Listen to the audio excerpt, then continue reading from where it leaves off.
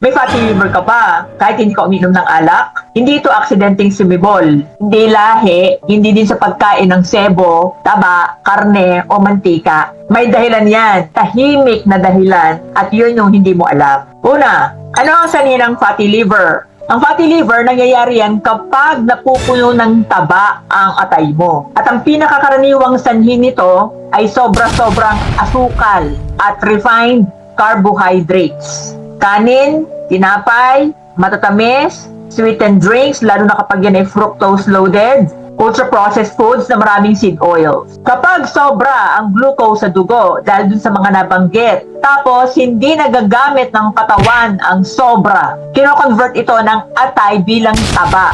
For what purpose? For future use. For survival. Ang prosesong ito, ang tawag ay de novo lipogenesis. Huwag niyo natandaan, masyadong science. Kaso, wala nang nagiging future use. Wala na tayo sa period ng survival dahil available ang napakaraming pagkain katulad ng binanggit ko kanina. Mayat-maya ang kain dahil mayat-maya gutom.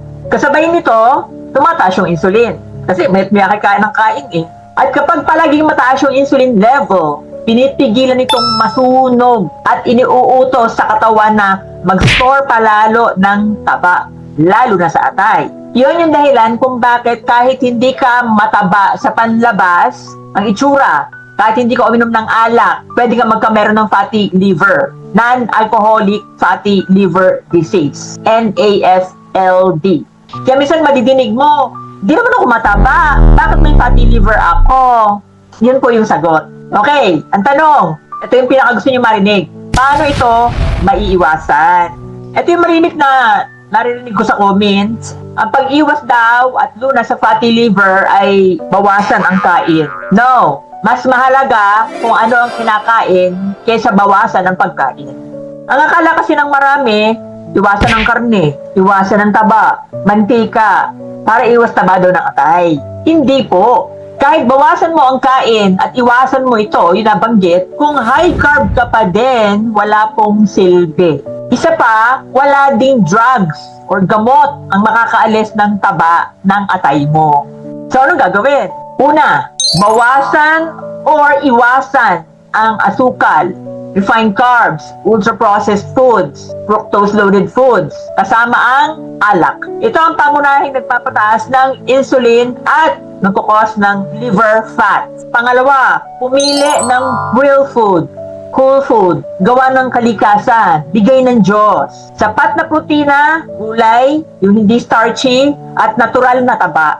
Yung taba na galing sa kalikasan ha, hindi yung taba na ginawa ng tao. Pangatlo, ayusin ang metabolic signals ng katawan. Alin yon? Ibaba mo yung insulin level mo dahil kapag nangyari yon, binibigyan mo ng pagkakataon ng atay mo na magsunog ng taba. And then, magpagaling. Pang-apat, try low carb and intermittent fasting. Bakit? Ang cornerstone ng low carb ay whole food.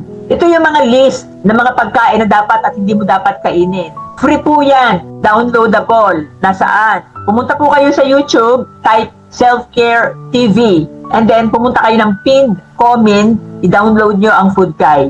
Pag-aralan muna ito ha, bago gawin at ng tama ang execution. Low carb muna, bago mag-intermittent fasting. Hindi ka makakapag-fasting kapag hindi ka muna nag-low carb. Bakit? Kasi kailangan itamong muna ang fuel source ng katawan mo. Pag-aralan, manood ng video, andun na po sa aking YouTube video ang lahat ng sagot, kumpleto na po yun. Marami na pong patunay sa effectiveness nito sa buong mundo. You just have to give it a try. Tandaan, ang atay ang isa sa kayang mag-regenerate na organ ng katawan. Ganyan kagaling ang ating Panginoon. Kung aalisin mo ang dahilan ng pinsala. Pero kung pareho pa rin ang kinakain at ginagawa mo, I doubt it po kung magkameron ng solusyon. Ang fatty liver, hindi yan sintensya habang buhay. Yan ay babala lamang. Warning na meron kang dapat itama, ayusin sa katawan mo. At madalas, ang solusyon, una, faith. It sets the fight. Pangalawa, plato. That will make it right. I wish you health, everyone. God bless po.